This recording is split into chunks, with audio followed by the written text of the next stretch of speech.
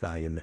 The quiet hum of the washing machine was usually a soothing rhythm, a domestic lullaby that had comforted me for decades. Tonight it was a sinister backdrop, muffling, but not silencing the sharp, insidious words that drifted from the adjacent kitchen. My hands, calloused from a lifetime of caring for others, continued their meticulous work folding a freshly laundered bath towel, each crisp edge a testament to a meticulousness no longer appreciated in this house. "Honestly, Serafina," I heard Juliana, my daughter-in-law, my son's wife, sigh, her voice dripping with an audible chilling disdain. "She's just dead weight, taking up space, eating our food, doing nothing of consequence. It's utterly ridiculous. When is Ethan going to finally say something to her?" My breath hitched, a silent, almost imperceptible tremor passing through my weary frame.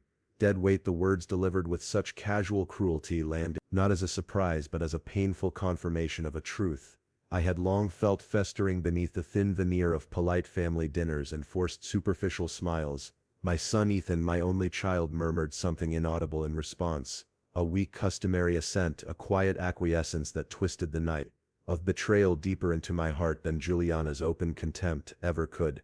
My presence, once cherished then merely tolerated, was now actively unwanted, a clear burden in their seemingly perfect lives. I simply stood there amidst the comforting scent of fabric softener and the overwhelming stench of unspoken resentment, acknowledging the harsh pronouncements, yet choosing in that precise moment not to confront the venomous words directly. My reaction was a quiet, dignified retreat, a silent promise to myself that this particular suffocating chapter of my life was rapidly, irrevocably drawing to a close. A new path, though yet undefined, called to me from the deepest recesses of my long-dormant spirit. The breaking point arrived, as these profound shifts often do, with a seemingly mundane accident, an almost trivial mishap that ignited a dormant volcano of suppressed emotion. Dinner was as usual tense, suffocating affair, the clinking of forks against plates, the forced brittle pleasantries exchanged across the gleaming mahogany table, the careful, almost desperate avoidance of direct eye contact.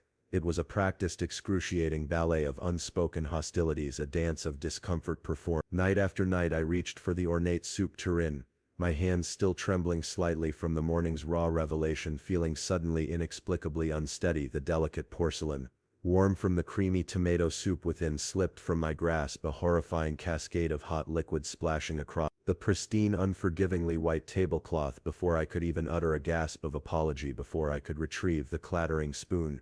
Juliana's hand, swift and sharp as a viper, lashed out, striking my hand with a stinging force that sent a jolt of pain up my arm. Her eyes, usually cold and calculated, blazed with a sudden, unbridled fury, a raw, terrifying rage I had never before witnessed. "Are you completely useless, Alara?" she hissed, her voice a low, dangerous growl barely contained. Then, without a moment's hesitation, her open palm connected with my cheek, a shocking, resounding slap that echoed in the sudden, stunned silence of the dining room, cutting through the oppressive atmosphere like a physical wound. The immediate heat of the blow, the sharp, persistent sting, was secondary to the chilling realization that washed over me, colder and more profound than any physical pain. My son Ethan, motionless, frozen, his fork suspended halfway to his mouth, a tableau of inaction, his eyes fixed on my reddened face, held a fleeting flicker of something. Was it pity, shame, perhaps even a fleeting fear of his wife's wrath?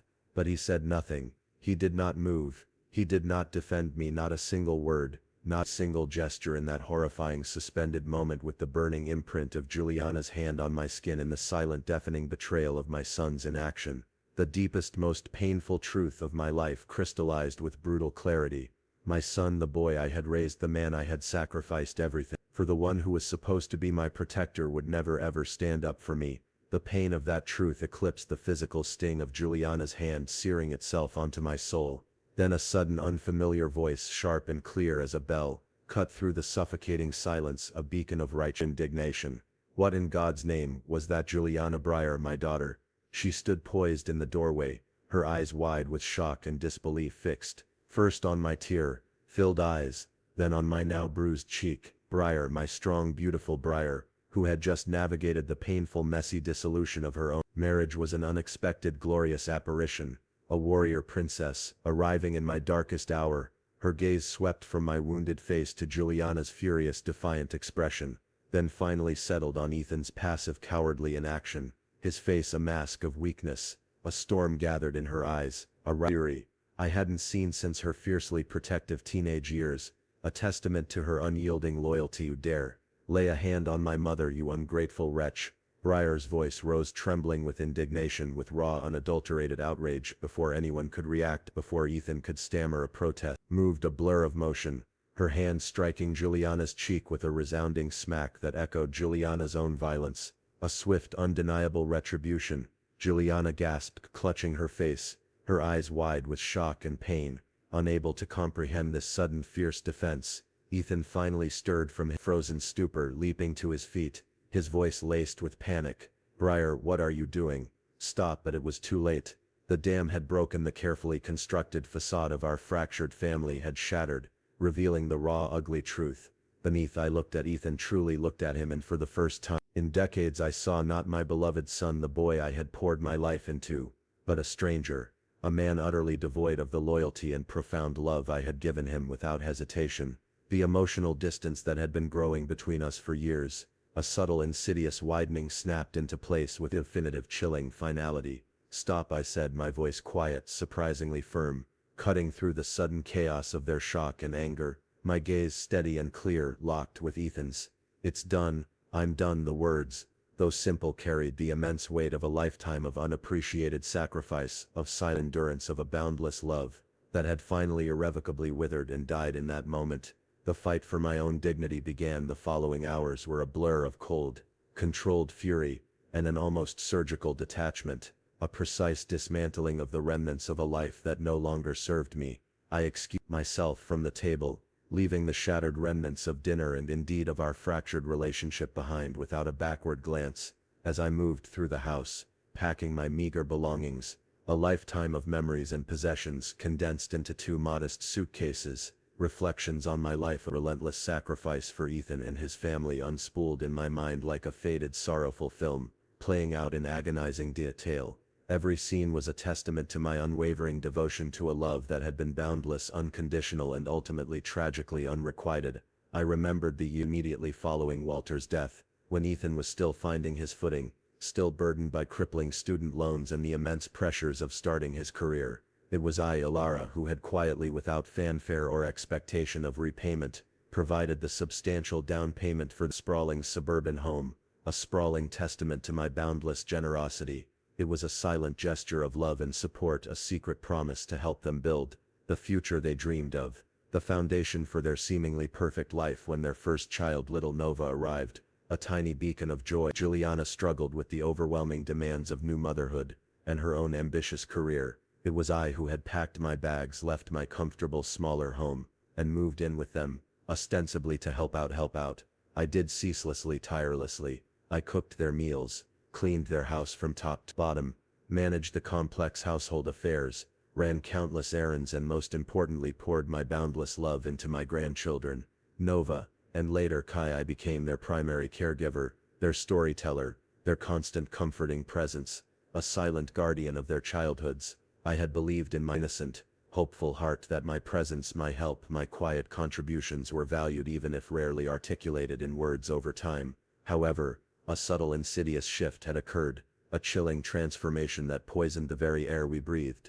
Juliana's initial fleeting gratitude had curdled in resentment, a slow, insidious poison that seeped into every corner of our shared lives. My presence, once a blessing, became a burden, then a convenient target for her increasing frustrations, her stress, her own insecurities, her mounting dissatisfaction with her life and her husband. Found an easy outlet in my quiet, uncomplaining nature. I was always there, always available, always forgiving, a constant and vulnerable presence. And Ethan, my son, the one person who should have been my shield, my champion, became increasingly passive, his silence a louder, more profound betrayal than any spoken word could ever. He witnessed Juliana's growing disdain, her dismissive comments, her increasingly bold acts of disrespect, the subtle slights that escalated into open slurs, the casual neglect that hardened into intentional invisibility. And he chose time and again to look away, to remain silent, to prioritize his wife's fleeting moods and volatile temper over his own mother's dignity and well-being. My sacrifices, once a source of quiet pride, now felt like open, festering wounds, bleeding with the bitterness of being taken for granted, of being exploited, of being used until there was nothing left to give. Realization hit me with a searing, undeniable clarity. My years of unwavering support, my selfless giving, my profound unconditional love had gone not just unappreciated but actively resented. I had become the convenient scapegoat, the silent punching bag for Juliana's unchanneled anger, and Ethan, by his complicit silence, by his shocking inaction, had handed her the gloves, encouraging her to strike that slap. The stinging rebuke across my face was not just a physical assault, it was the final brutal confirmation that my sacrifices had not only gone unacknowledged but had somehow been twisted into a twisted justification for my mistreatment. It was the moment I understood that the wellspring of my giving had finally irrevocably run dry, not for lack of love, but for lack of respect, for lack of any shred of human decency. The time for Alara to reclaim herself had arrived in the harrowing aftermath of Juliana's humiliating slap. A profound, life-changing decision, solidified within me, cold and unyielding as granite, yet radiating a quiet, powerful heat. There would be no more quiet suffering, no more passive acceptance of my diminished, debased state. The time for decisive action, for reclaiming my trampled dignity, for rebuilding a life on my own terms had finally arrived. With trembling but resolute hands, hands that had kneaded bread and soothed fevered brows, I picked up the telephone, my fingers, surprisingly steady, dialed the bank's familiar number, a number I had contacted countless times to make the monthly mortgage payments that had sustained their home. The automated voice, calm and detached, walked me through the labyrinthine options, a stark contrast to the emotional maelstrom raging within me. I wished to stop all future mortgage payments on the property located at Smithville, Ma.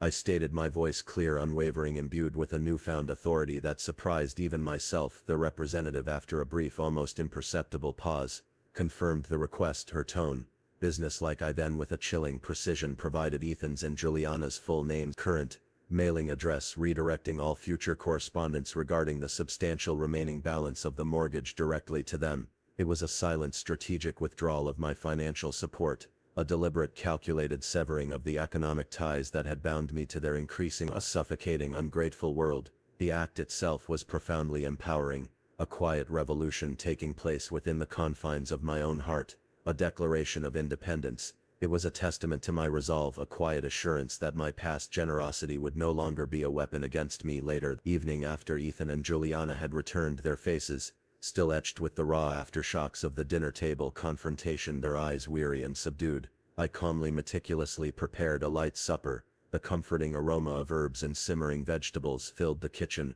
a stark, almost ironic contrast to the palpable tension that hung in the air, thick and heavy as a storm cloud. As they sat down at the table, their usual animated chatter replaced by an uncomfortable silence, I walked towards them, not with anger or accusation but with a quiet, deliberate composure that unnerved them more than any outburst. I placed the small, crisp, sealed bank confirmation envelope, pristine white, against the dark wood of the dining table, precisely in its center, directly between Ethan and Juliana. Their eyes, drawn by the unexpected formality of the envelope, flickered with curiosity, then concern, dawning apprehension as they recognized the bank's logo. I met Ethan's gaze, my own eyes holding a steady, unblinking clarity he had rarely, if ever, seen before. Ethan, I began, my voice even devoid of the emotion I felt churning within me, yet firm with conviction. And Juliana, as of today, I will no longer be making your mortgage payments on this house.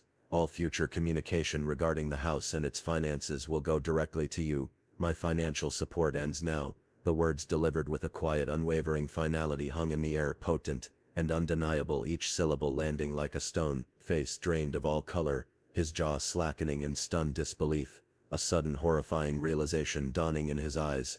Juliana's eyes, usually so sharp and calculating, widened in sudden, profound horror, her carefully constructed world of entitlement beginning to crumble around her. The comfortable life they had built largely on my quiet generosity, on my silent, continuous financial contributions, was suddenly, irrevocably, entirely their own responsibility. I offered no further explanation, no defense of my actions, no argument against their stunned silence. My declaration was simply a statement of fact, a boundary drawn with unwavering resolve. Their silence, their shocked, disbelieving silence, was my answer. My part in their financial comfort, in their carefully constructed illusion of independence, was unequivocally over. I had spoken my piece, a truth that had waited decades to be uttered, and now was time to seek true, unburdened peace elsewhere. Far away from their toxic influence, I spent the rest of that evening making my final quiet preparations, my heart surprisingly light with an anticipation I hadn't felt in years, a profound sense of liberation bubbling within me. Early the next morning, before the first blush of dawn painted the sky with soft hues of pink and gold, I moved through the silent house like a ghost, leaving no note, no farewell, no trace, but the faint, lingering scent of my presence, a memory soon to be swept away, a house key, a tangible symbol of my past captivity. Of my years of silent service remained on the kitchen counter, glinting in the faint light, a silent testimony to my definitive departure, my bags packed with the few possessions that truly mattered. A lifetime condensed into 2 modest suitcases felt lighter than I could have ever imagined, unburdened by the weight of unspoken resentments. As I stepped out into the crisp, cool morning air, a profound, exhilarating sense of liberation washed over me like the first breath after being held underwater for too long. I chose to walk away, to simply disappear from the situation that had diminished me, eroded my spirit, and consumed my life for far too long. My destination was Florida,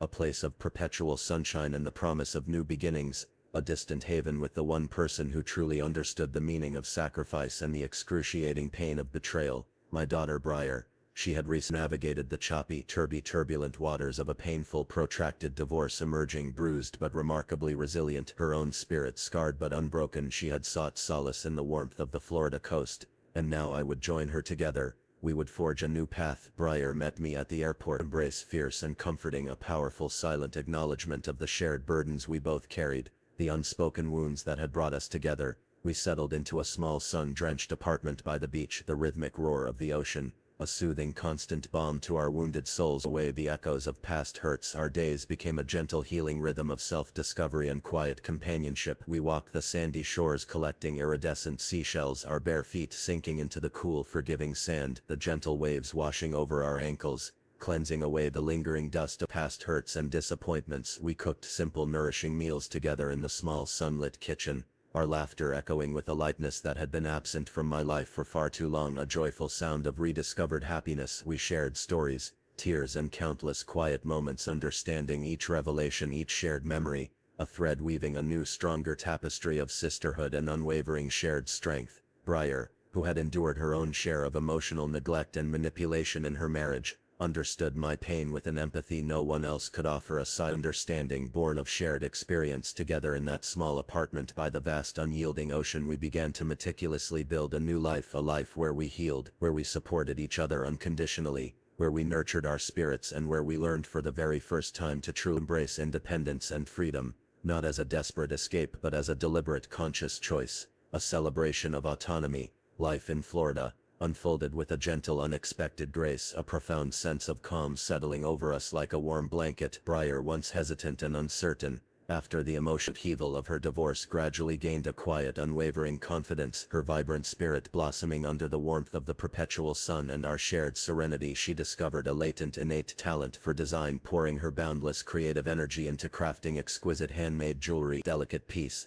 a tiny work of art infused with the peace of the ocean and the strength of a new beginning. Her small business, Seaside Sparkle, began to flourish, first through quaint local markets, then online, reaching customers far beyond our immediate community, a shining testament to her resilience, her burgeoning self-worth, and her innate artistic flair. As for me, Alara, I rediscovered forgotten joys, passions that had been buried under decades of obligation and sacrifice. The kitchen, once a place of endless chores, thankless labor, and unspoken resentment, became a sanctuary of creative expression, a place where I felt truly alive. I took up baking again with a renewed fervor, my hands kneading dough with a profound passion, conjuring delectable breads, pastries, and intricate cakes that quickly became a cherished favorite among our small but growing community of friends and appreciative neighbors. My contributions, once so cruelly dismissed by Juliana as doing nothing, now brought immeasurable joy, fostered new connections, and provided a genuine, tangible sense of purpose that resonated deep within my soul. I was not just eating, I was creating, nurturing, contributing to a life that was truly own, built on mutual respect and shared dreams.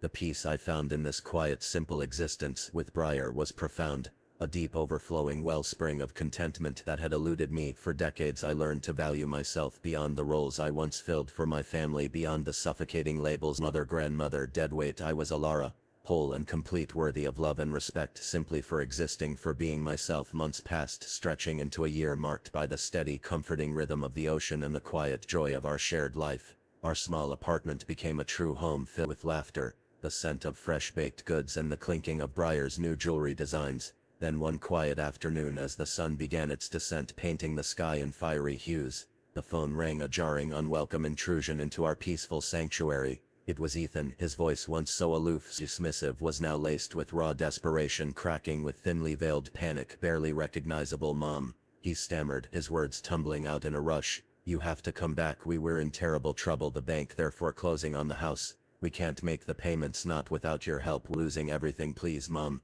You have to come back for Nova and Kai." His words, once a powerful weapon used to control and manipulate me, now sounded hollow, pathetic, devoid of any genuine understanding of the consequences of his actions. I listened, calm and composed, the searing image of his past face at the dinner table, the echo of Juliana's stinging slap still vivid in my mind, a stark reminder of the past. "Ethan," I said, my voice steady, remarkably clear, devoid of accusation but firm with unyielding resolve. "I'm sorry to hear that you're facing such difficulties, but I won't be coming back." Stunned, profound silence stretched between us, thick with his disbelief. "Mom, please," he pleaded again, his voice rising, bordering on hysteria. "Don't you understand? We'll lose everything. What about the kids? Nova and Kai need you. They miss their grandmother." The mention of Nova and Kai, my grandchildren, tugged at a distant corner of my heart, a pang of sorrow for the innocent caught in the crossfire of their parents' choices. But the decision had been made long ago, the line drawn with unwavering certainty. "Ethan," I repeated, my voice softening slightly but holding firm, resolute, "I gave everything I had for years. I gave you my time, my money, my presence, my very self, my entire being, and you and Juliana chose to treat me as dead weight. You chose silence when I desperately needed your voice. You chose neglect when I needed respect and recognition. I have found my peace here, Ethan, and built a new life, a life where I am valued and respected, and I will not under any circumstances return to a situation that diminishes me, that breaks my spirit. That house, that life you chose is your responsibility now. You must face the consequences of your own actions as I had to face mine. My journey with you ended the moment you allowed me to be slapped across the face." I heard him sigh, a long defeated sound heavy with the weight of his belated regret, before he finally silently disconnected the call. There was no anger in my heart, no lingering bitterness, only a quiet, profound resolve, a sense